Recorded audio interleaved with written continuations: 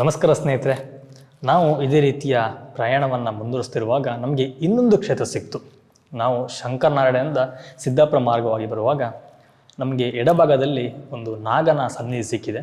ಹಾಗೆ ಈ ನಾಗನ ಸನ್ನಿಧಿ ಬಗ್ಗೆ ಸಹ ನಾವೊಂದು ದರ್ಶನ ಮಾಡುವ ಅಂತ ಹೇಳಿ ಇಲ್ಲಿ ಬಂದಾಗ ನಮಗೆ ತುಂಬ ಕುತೂಹಲಕಾರಿಯಾದಂಥ ಹಾಗೆ ತುಂಬಾ ವಿಸ್ಮಯವನ್ನು ಮೂಡಿಸುವಂಥ ಸಂಗತಿಗಳು ತಿಳಿಯಿತು. ಈ ಕ್ಷೇತ್ರ ಸಿದ್ದಾಪುರ ಕೆಳಪೇಟೆ ಅಂತ ಹೇಳಿ, ಇದು ಸುಮಾರು 200 ವರ್ಷ ಅಥವಾ 200 ವರ್ಷಕ್ಕಿಂತ ಅಧಿಕ ಇತಿಹಾಸನ ಹೊಂದಿರುವಂಥ ಒಂದು ಕ್ಷೇತ್ರ ಇದು. ಹಾಗೆಯೇ ಈ ಕ್ಷೇತ್ರದ ಬಗ್ಗೆ ಸಹ ನಿಮಗೆ ಸಂಪೂರ್ಣವಾಗಿ ಮಾಹಿತಿನ ಕೊಡ್ತೀನಿ. ಇದಕ್ಕಿರುವಂಥ ಇತಿಹಾಸ ಆಗಲಿ ಅಥವಾ ಇಲ್ಲಿರುವಂತಹ ಪೂಜೆ ಆಗಲಿ, ಯಾವ ರೀತಿ ಮಾಡ್ತಾರೆ ಅಥವಾ ಇಲ್ಲಿರುವಂಥ ವಿಶೇಷ ಸೇವೆಗಳು ಯಾವುದು, ಪ್ರತಿಯೊಂದನ್ನು ಸಹ ನಾವು ಇಲ್ಲಿಯ ದೇವಸ್ಥಾನಕ್ಕೆ ಸಂಬಂಧಪಟ್ಟವರಿದ್ದಾರೆ, ಅವ್ರ ಹತ್ರ ನಾವು ಮಾತಾಡಿಸಿ ಕೇಳಿ ತಿಳ್ಕೊಳ್ಳೋಣ. ಸರ್ ನಮಸ್ಕಾರ. ಫಸ್ಟ್ ನಿಮ್ಮ ಹೆಸರು ಹೇಳಿ. ನನ್ನ ಹೆಸರು ಸದಾನಂದ ಭಟ್ ಅಂತ ಹೇಳಿ. ಹಾಂ, ನಾನಂದರೆ ಇಲ್ಲಿಗೆ ಬತ್ತಿಲ್ಲ ಇದ್ದೆ ಮುಂಚೆ. ಆ್ಯಕ್ಚುಲಿ ನಮ್ಮ ಮನೆ ಹತ್ರ ಏನೋ ಒಂದು 3 ನಾಗರ ಹೋಗಿ ಬಂತು ಒಂದು ಸಲ. ಅದ್ರ ಮೇಲೆ ನಾನು ಇಲ್ವಂತ ಎಂಥದ್ದು ಒಂದು ಸಣ್ಣ ಸೇವೆ ಮಾಡ್ಕೊಂಡು ಇದ್ದೆ. ಸರಿ. ನಾನಂದರೆ ಮಧ್ಯರಾತ್ರಿ ಎಲ್ಲ ಕೆಲಸ ಮಾಡುವ ಮುಂಚೆ. ಈಗ ಅಂದರೆ ಈ ಹಾವು ಬಂದ ಮೇಲೆ ಎಲ್ಲ ಉದ್ಯೋಗ ಎಲ್ಲ ಅದನ್ನೆಲ್ಲ ಕೆಲವೆಲ್ಲ ಬಿಟ್ಟೆ. ಸರಿ. ಮತ್ತು ಅದ್ರ ಮೇಲೆ ನಾನೊಬ್ಬ ಇಲ್ಲಿ ನಿತ್ಯ ಬಂದು ಒಂದು ಸೇವೆ, ನನ್ನಿಂದ ಒಂದು ಸಣ್ಣ ಸೇವೆ. ಸರಿ. ಇದೊಂದು ಹಾಗೆ ನಮ್ಮ ತಮ್ಮನು ಇಲ್ಲಿ ಒಂದು ಏನೋ ಒಂದು ಅವನಿಗೆ ಹೇಳದ ಮಟ್ಟಿನ ಒಂದು ಪೂಜೆ ಮಾಡ್ತೇವೆ. ಹಾಂ, ಸರಿ. ನಾನು ಕೇಳಿದ ಮಟ್ಟಿಗೆ ಇದರಲ್ಲಿ 200 ವರ್ಷ ಅಧಿಕ ಇತಿಹಾಸ ಇತ್ತು ಅಂತೇಳಿ. ಇದೇನಾದರೂ ಕತೆ ಇತ್ತಾ, ಎಂತ ಇತಿಹಾಸ ಏನಿದೆ ಅಂತೇಳಿ ಹೇಳಿದರೆ, ಇದೊಂದು ಕೊಲ್ಲೂರು ಮಂಜುನಾಥ ಪ್ರಭು ಅಂತ. ಅವರಿಗೆ ಒಂದು ಕನಸಿನಲ್ಲಿ ಬಂದು, ನಾನು ಸಿದ್ದಾಪುರದಲ್ಲಿ ನಾನು ಇಂಥ ಕಡೆಯಲ್ಲಿದ್ದೆ, ಅಲ್ಲೊಂದು ಒಂದು ಕೆರೆ ಇದೆ, ಆ ಕೆರೆಯಲ್ಲಿ ನಾನಿದ್ದೆ, ನನ್ನನ್ನು ಇಲ್ಲಿ ಪ್ರತಿಷ್ಠಾಪನೆ ಮಾಡಬೇಕಂದೇಳಿ ಹೇಳಿ ದೇವರು ಬಂದು, ಆವಾಗ ಅವರು ಕೊಲ್ಲೂರಿನಿಂದ ಬಂದು ಇಲ್ಲಿ ಸಿದ್ದಾಪುರದಲ್ಲಿ ಒಂದು ಪ್ರತಿಷ್ಠಾಪನೆ ಮಾಡಿದ್ದಾರೆ. ಸಿಕ್ಕುವಂತ ಹೋಗಿ ಗೊತ್ತಾಯ್ತು. ಅವ್ರ ಹತ್ರ ಒಂದು ಕೊಲ್ಲೂರು ಮೂಕಾಂಬಿಕೆ ಒಂದು ಮುಖವಾಡ ಅದು ಇದೆ ಅಂದೇಳಿ ಯಾವಾಗ ಹೇಳ್ತಾ ಇದ್ರು. ಅದನ್ನು ಇಲ್ಲಿ ಒಳಗೆ ನಮಗೆ ತೋರಲಿಲ್ಲ ಇವತ್ತು ನನಗೆ. ಅವ್ರ ಕುಟುಂಬದವ್ರ ಹತ್ರ ಇರ್ಬೋದು. ಸರಿ. ಈಗ ನಾವು ನೋಡುವಂಥ ವಿಗ್ರಹ ಮೊದಲೇ ಇದ್ದಿದ್ದ ಅಥವಾ ಇತ್ತೀಚೆಗೆ ಮಾಡಿರುವಂಥದ್ದ? ಯಾವ್ದು ಹೇಳಿ? ಈಗಿರುವಂತಹ ನಾಗನ ವಿಗ್ರಹ ಏನಿದೆಯೋ ಅದು ಹಿಂದಿನ ಪುರಾತನ ಕಾಲ, ಅಂದರೆ 200 ವರ್ಷಗಳ ಇತಿಹಾಸದಕ್ಕೂ ಆಗಿದೆ. ಮತ್ತೆ ಅದರಲ್ಲಿ ಏನು ಬದಲಾವಣೆ ಆಗಿದೆ.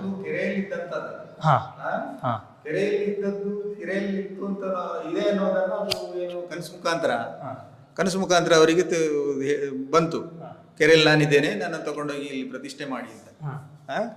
ಆ ಪ್ರಕಾರ ಅವರು ಕೊಲ್ಲೂರಿಂದ ಇಲ್ಲಿಗೆ ಬಂದು ಇಲ್ಲಿ ಆ ಕೆರೆಯನ್ನು ಹುಡುಕಿ ತೆಗೆದು, ಕೆರೆಯಲ್ಲಿ ಅವರು ಈ ಕನಸಿನ ಪ್ರಕಾರ ಕೆರೆಯಲ್ಲಿ ಅದನ್ನು ಶೋಧನೆ ಮಾಡಿ ನೋಡಿದಾಗ ಈ ಕಲ್ಲು 250 ವರ್ಷಕ್ಕೂ ಅಧಿಕ ಕಾಲದಿಂದ ಇತ್ತು ಅನ್ನೋದ್ರ ಬಗ್ಗೆ ನಾವೀಗ ಹೇಳ್ಬೋದು. ಅದು ಸಿಕ್ತು, ಆ ಕಲ್ಲು ಅದರಲ್ಲಿ ಸಿಕ್ತು. ಇದು ಸಾಲಿಗ್ರಾಮ ಶಿಲೆಯಿಂದ, ಕಪ್ಪು ಶಿಲೆಯಿಂದ ರಚಿಸಲ್ಪಟ್ಟ ಏಕಶಿಲಾ ವಿಗ್ರಹ ಆಗಿದೆ. 5 ಫೀಟಿಗಿಂತಲೂ ಜಾಸ್ತಿ ಉದ್ದ ಇದೆ. ಇದು ನೋಡ್ಲಿಕ್ಕೆ ಸಿಗುವುದಿಲ್ಲ. ಇದು ಬಹಳ ಅಪರೂಪವಾದಂಥದ್ದು, ಕೆಲವು ಕ್ಷೇತ್ರಗಳಲ್ಲಿ ಮಾತ್ರ ನೋಡ್ಲಿಕ್ಕೆ ಸಿಗುವಂಥದ್ದು. ಇದಕ್ಕೂ ವರ್ಷದಲ್ಲಿ ಇದಕ್ಕೆ ಪೂಜೆ ಗೀಜೆ ಎಲ್ಲ ತುಂಬ ಎಲ್ಲ ನಡೀತದೆ. ನಿತ್ಯ ಪೂಜೆ ಮಾಡೋರು ಕೂಡ ಈ ನಮ್ಮ ಸದಾನಂದ ಭಟ್ರ ತಮ್ಮ ಅವರು ನಿತ್ಯ ಪೂಜೆ ಮಾಡ್ತಾರೆ. ಭಕ್ತಾದಿಗಳು ಬರ್ತಾರೆ, ಅವರಿಗೆ ಇಷ್ಟಾರ್ಥಕ್ಕೆ ಅವರು ಏನಾದರೂ ಹರಕೆ ಹೇಳ್ಕೊಂಡ್ರೆ ಅವ್ರ ಇಷ್ಟಾರ್ಥ ಸಿದ್ಧಿ ಆಗ್ತದೆ. ಅದೇ ರೀತಿ ನೋಡೋದಕ್ಕೂ ಕೂಡ ಅತಿ ಪುರಾತನವಾದ ರಾಜ ಕಾಲದಿಂದ ಇದ್ದಂಥ ಈ ಶಿಲಾಮೂರ್ತಿ ಇವತ್ತು ಕೂಡ ಈ ಸಿದ್ದಾಪುರ ಗ್ರಾಮದಲ್ಲಿ ಬಹಳ ಪ್ರಸಿದ್ಧಿ ಪಡೆದಂಥದ್ದು ಶಿಲಾ ವಿಗ್ರಹ. ಹಾಗೆ ನಾ ಇನ್ನೊಂದು ನೋಡಿದೆ, ವಿಶೇಷವಾಗಿ ಒಂದು ನಾಗನ ಪ್ರತಿಮೆ ಇರುತ್ತೆ, ಅದರಲ್ಲಿ ನಾಗ ಮತ್ತೆ ಮರಿ ಮೊಟ್ಟೆ, ನಾಗ ಮರಿ ಮೊಟ್ಟೆ, ನಾಗ ಕನ್ಯೆಯರು ಇತ್ಯಾದಿಗಳೆಲ್ಲ ಈ ಒಂದು ಶಿಲಾಮೂರ್ತಿಯಲ್ಲಿ ನಾವು ಕಾಣ್ಬೋದು. ಒಬ್ಬರು ಜ್ಯೋತಿಷಿ ಹೇಳಿದ್ದು, ಒಂದು 108 ಸುತ್ತು ತಿರುಗಿ ಒಂದು ತಲೆಗೆ ಒಂದು ಸುತ್ತು ಹಾಲಿನ ಇದನ್ನು ತಲೆಗೆ ಸುತ್ತಿರಿಸಿ ಅಭಿಷೇಕ ಮಾಡಿದೆ. ಒಂದು 108 ಸುತ್ತು ತಿರುಗಬೇಕು. ಒಂದು ಸ್ವಲ್ಪ ಸಂಸ್ಕಾರ ಮಾಡಿದಷ್ಟು ಪುಣ್ಯ ಸಿಗ್ತದೆ ಅನ್ನುವಂಥದ್ದು ಒಂದು ಹೇಳಿದಂಥ ಮಾತು.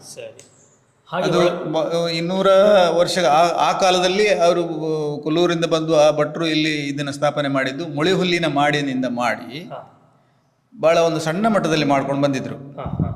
ಆಮೇಲೆ ಇಲ್ಲಿಯ ಗ್ರಾಮಸ್ಥರೆಲ್ಲ ಸ್ವಲ್ಪ ದೇಣಿಗೆ ಅದು ಇದೆಲ್ಲ ನೀಡಿ ಧರ್ಮಸ್ಥಳ ಹೆಗ್ಡೆಯವ್ರಿಗೆ ಕೂಡ ನಮಗೆ ಕಾಣಿಕೆ ಸಿಕ್ಕಿದೆ.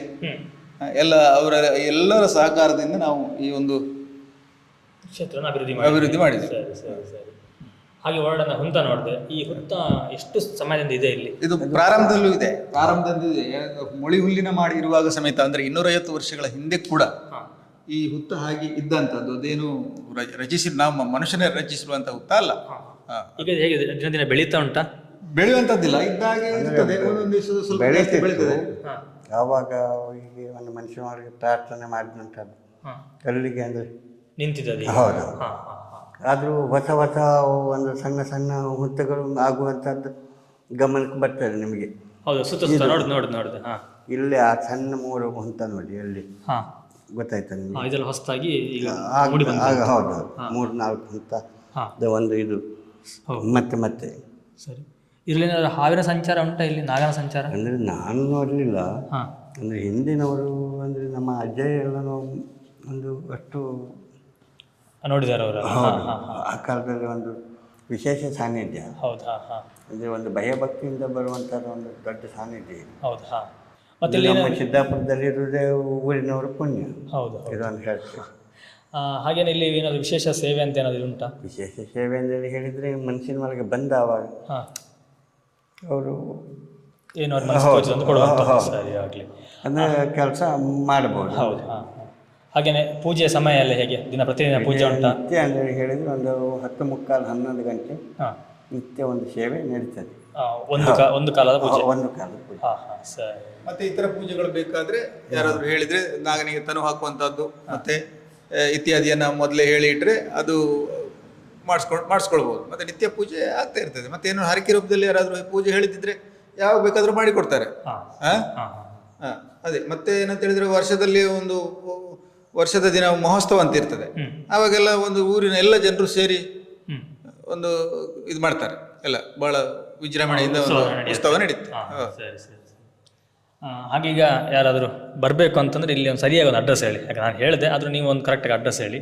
ಅಂದರೆ ಈಗ ದೇವಸ್ಥಾನಕ್ಕೆ ಬರಲಿಕ್ಕೆ ಬರುವಾಗ ಒಂದು ಫೋನ್ ನಂಬರ್ ಬೇಕಾದ್ರೆ ಕಾಂಟ್ಯಾಕ್ಟ್. ಸರಿ, ಅದು ಒಂದಾಯ್ತು. ಇನ್ನು ಬರುವಾಗ ನೀವು ಏನಂತ ಹೇಳಿದ್ರೆ, ಈಗ ನಾವು ಹಾಲಾಡಿಯಿಂದ ಬರುವಾಗ ಶಂಕರನಾಡ ದಾಟಿ ಸಿದ್ದಾಪುರಕ್ಕೆ ಬರುವಾಗ ಸಿದ್ದಾಪುರಕ್ಕೆ ಪ್ರವೇಶ ಆಗುವ ಮೊದಲೇ ಸಿಗುವಂಥದ್ದು, ಫಸ್ಟಿಗೆ ಸಿಗುವಂಥದ್ದೇ ಎಡಭಾಗದಲ್ಲಿ ನಾಗ ಸಾನ್ನಿಧ್ಯ. ಅದ್ರ ಮೇಲೆ ಮತ್ತೆ ಮುಂದೆ ಪೂರ ಸಿದ್ದಾಪುರ. ಇಲ್ಲಿ ಆ ಕಡೆಯಿಂದ ಬರೋದಾದ್ರೆ, ಶಿವಮೊಗ್ಗದಿಂದ ಬರೋದಾದ್ರೆ ಪೇಟೆಯಲ್ಲಿ ಇಳಿದು ಬೇಡ, ಇಳಿದ ಒಂದು 1/2 ಕಿಲೋಮೀಟರ್ ಬಂದ್ರೆ ಇಲ್ಲಿ ರೈಟ್ ಸೈಡ್ಗೆ ಸಿಗುದೇ ಅದೇ ನಾಗ ಸಾನ್ನಿಧ್ಯ. ಮತ್ತೆ ಈ ಕಡೆ ನೀವು ಕುಂದಾಪುರದಿಂದ ಬರೋದಾದ್ರೆ ಬಸ್ ಸ್ಟ್ಯಾಂಡಿಂದ ರೈಟಿಗೆ ಬರಬೇಕು. ಈ ಕಡೆ ಬಸ್ ಸ್ಟ್ಯಾಂಡ್ ಬಂದು ರೈಟಿಗೆ ಹೊಡೆದ್ರೆ ಶಂಕರನಾರಾಯಣ ರೋಡ್ನಲ್ಲಿ ಒಂದು 1/2 ಕಿಲೋಮೀಟರ್ ಬಂದ್ರೆ ರೈಟಿಗೆ ಸಿಗುದು ಈ ಸಾನ್ನಿಧ್ಯ. ಸರಿ ಭಟ್ರೆ, ತುಂಬಾ ಮಾಹಿತಿನ ತಿಳಿಸ್ಕೊಟ್ರಿ, ತುಂಬ ಧನ್ಯವಾದ ನಿಮಗೆ. ಅಂದರೆ ಇನ್ನೂ ಅಂತಂದೇಳಿ ಹೇಳಿದ್ರಿ. ಹೇಳಿ. ಇಲ್ಲಿ ಪಕ್ಕನೆ ಪುತ್ರ ಸಂತಾನ ಪ್ರಾಪ್ತಿ ಆಗದೆ ಇದ್ರೆ ಯಾವ್ದು ಪುತ್ರ ಸಂತಾನ ಇಲ್ಲಿ ಪ್ರಾರ್ಥನೆ ಇಡುವವರಿಗೆ ತುಂಬಾ ಜನರಿಗೆ ಪುತ್ರ ಸಂತಾನ ಆಗಿರುವಂತಹ ಉದಾಹರಣೆಗಳಿವೆ. ಅದರಲ್ಲಿ ವಿಶೇಷ ಹರಕೆ ಅಂದ್ರೆ ಅದೇ ಪುತ್ರ ಸಂತಾನ ಮಾತ್ರ ಅಲ್ಲ, ಮತ್ತ ಯಾವುದೇ ಒಬ್ಬ ವ್ಯಕ್ತಿ ಅವನಿಗೆ ಆಗ್ಬೇಕಾಗುವಂತ ಒಂದು ಕೆಲಸದ ಬಗ್ಗೆ ಒಂದು ನೆನೆಸ್ಕೊಂಡು ಏನೋ ಒಂದು ಸಣ್ಣ ಕಿಂಚಿತ್ ರೂಪದಲ್ಲಿ ಅವನ ಒಂದು ಹರಕೆಯನ್ನು ಹೇಳ್ಕೊಂಡ ಅಂತ ಆದ್ರೆ ಅವನ ಆ ಕೆಲಸ ಆಗೋದು 100% ಗ್ಯಾರಂಟಿ. ಮತ್ತೆ ಅವನ ಕೆಲಸ ಆದ್ಮೇಲೆ ಅವ ಅದನ್ನ ನೆನಪಿಟ್ಕೊಂಡು ಆ ಹರಕೆಯನ್ನು ಸಂದಾಯ ಮಾಡ್ಬೇಕು, ಮಾಡ್ತಾನೆ.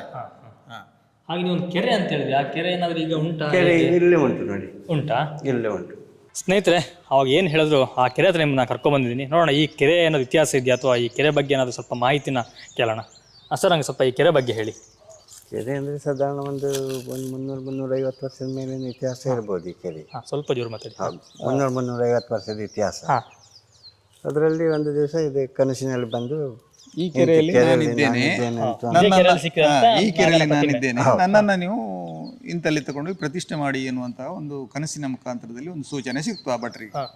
ಅವರು ಏನು ಮಾಡಿದ್ರು, ಕೊಲ್ಲೂರಿಂದ ಇಲ್ಲಿಗೆ ಬಂದು ಆ ಕೆರೆಯನ್ನ ಕನಸಿನಲ್ಲಿ ನೋಡಿರುವಂತಹ ಕೆರೆಯನ್ನ ಹುಡುಕಿ ತೆಗುವಾಗ ಇದೇ ಕೆರೆ ಆಗಿತ್ತು.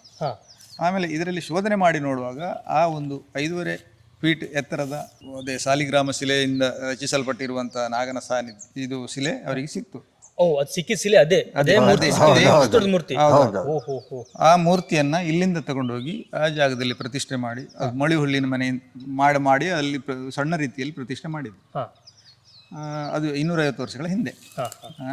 ಅದು ಈಗ ವಂಶ ಪಾರಂಪರ್ಯವಾಗಿ ಪೂಜೆ ನಡೀತಾ ಬಂದಿದೆ. ಈಗ ಅಭಿವೃದ್ಧಿ ಎಲ್ಲ ದೇಣಿಗೆ ಹಾಕಿ ಎಲ್ಲ ವಂತಿಗೆ ಹಾಕಿ ಎಲ್ಲ ಅಭಿವೃದ್ಧಿ ಪಡಿಸಿದ್ದಾರೆ. ಅದೇ ಅಲ್ಲಿ ಕಲೆ ಕಾರ್ಣಿಕ ಅನ್ನೋದು ಬಹಳ ಜೋರಾಗಿ ಇದೆ, ಏನು ತೊಂದರೆ ಇಲ್ಲ. ಈಗ ಈ ಕೆರೆ ಎಷ್ಟು ವರ್ಷ ಹಳೆ ಅಂತ ಇದಕ್ಕೇನಾದ್ರು ಉಲ್ಲೇಖ ಉಂಟಾ? ಇದ್ರ ಬಗ್ಗೆ ಏನು ಗೊತ್ತಾಗುದಿಲ್ಲ. ಹೇಳಿದಂಥದ್ದು ಇಲ್ಲ, ಇದರಲ್ಲಿ ಇದಕ್ಕಿಂತ ಒಳ್ಳೆ ಕೆರೆ ಅಂತ ಹೇಳಿದ್ರೆ ಕಾಶಿಕಲ್ ಕೆರೆ ಅಂತ. ಅದು ಸಾಧಾರಣ ಸಂಪೂರ್ಣ ನೆಲದ ಅಡಿಯಿಂದ ಒಂದು ಶಿಲೆಯಿಂದ ನೆಲದಲ್ಲಿ ಸಮೇತ ಶಿಲೆ ನೆಲದ ಆಚೆಗೆ ಹೋಗ್ಬೋದು, ಅಷ್ಟು ಒಂದು ಸುಂದರ ಕೆರೆ ಅದು. ಹಾಗೆ ಒಂದು 7-8 ಕೆರೆ ಸಿದ್ದಾಪುರದಲ್ಲಿ. ಈ ಕೆರೆ ಬಗ್ಗೆ ಉಲ್ಲೇಖ ಇಲ್ಲ ಇಲ್ಲ. ಉಲ್ಲೇಖ ಅಂದ್ರೆ ಅದು 250 ವರ್ಷಗಳ ಹಿಂದೆ ಕಲ್ಲನ್ನು ತಗೊಂಡೋಗಿದ್ದಾರೆ. ಅದಕ್ಕೂ ಎಷ್ಟೋ ವರ್ಷಗಳ ಹಿಂದೆ ಈ ಕೆರೆ ಇತ್ತು. ಅದಕ್ಕೆ ಇತಿಹಾಸ 250 ವರ್ಷದ್ದಲ್ಲ, ಅದಕ್ಕಿಂತ ಬಹಳ ಹಳೆದಾಗಿತ್ತು. ರಾಜರ ಕಾಲದ ಕೆರೆ ಆಗಿರ್ಬೇಕು. ನಾವು ನೋಡುವಾಗ ಈ ಗೋಡೆಲ್ ನೋಡುವಾಗ ಹಾಗೆ ಅನ್ಸುತ್ತೆ, ಯಾಕಂದ್ರೆ ಅದು ರಾಜರ ಕಾಲದಲ್ಲಿ ಕಟ್ಟಿದ್ದಿರಬಹುದು. ಅದರಲ್ಲಿ ಈಗ ನೋಡಿ ಕೆಂಪು ಕಲ್ಲು ಒಂದೊಂದು ಇಟಿಗೆ ಒಂದೊಂದು ಉಂಟು ನೋಡಿ ಕಟ್ಟಿರುವಂತಹದ್ದು. ಈ ಹತ್ರದಲ್ಲಿ ಅಷ್ಟು ದೊಡ್ಡ ಕಲ್ಲು, ಅದರಲ್ಲಿ 4-5 ಕಲ್ಲು ಆಗ್ತದೆ. ಹೌದೌದು, ಅದು ಈ ಕೆರೆಗೋಸ್ಕರವೇ ಕಡಿದು ಮಾಡಿರುವಂತದ್ದು ಕಲ್ಲು. ಹೌದು. ಇದು ನೀರು ಹೇಗೆ ಯಾವತ್ತು ಇರುತ್ತಾ ಅಂದ್ರೆ ಈಗ ಅಂದ್ರೆ ಸ್ವಲ್ಪ ಇದು ಮಾಡಿ ಸ್ವಲ್ಪ ಹೊಂಡ ಮಾಡಿ ಅಂದ್ರೆ ಲಾಸ್ಟಿಗೆ ಸ್ವಲ್ಪ ಕಡಿಮೆ ಆಗ್ತದೆ.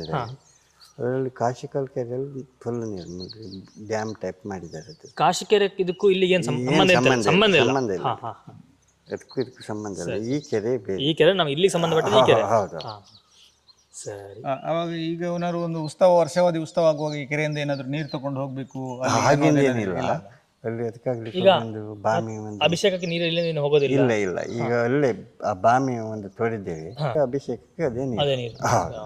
ಸ್ನೇಹಿತರೆ, ಇದಿಷ್ಟು ಈ ಸನ್ನಿಧಾನದ ಒಂದು ಪರಿಚಯ ಆಗಿತ್ತು. ಹಾಗೆ ಇನ್ನೊಂದು ನನಗೆ ವಿಶೇಷ ಅಂತ ಅನಿಸಿದ್ದು, ಇಲ್ಲಿ ಇರುವಂಥ ಶಿಲೆ, ಇದು ಸಾಲಿಗ್ರಾಮ ಶಿಲೆಯಿಂದ ಮಾಡಿರುವಂಥ ಒಂದು ವಿಗ್ರಹ. ಮಾಡಿರೋದಲ್ಲ, ಆ್ಯಕ್ಚುಲಿ ಇದು ಸಿಕ್ಕಿದ್ದು, ಆದರೆ ಮುಂಚೆ ಯಾರು ಮಾಡಿದ್ರೆ ಗೊತ್ತಿಲ್ಲ.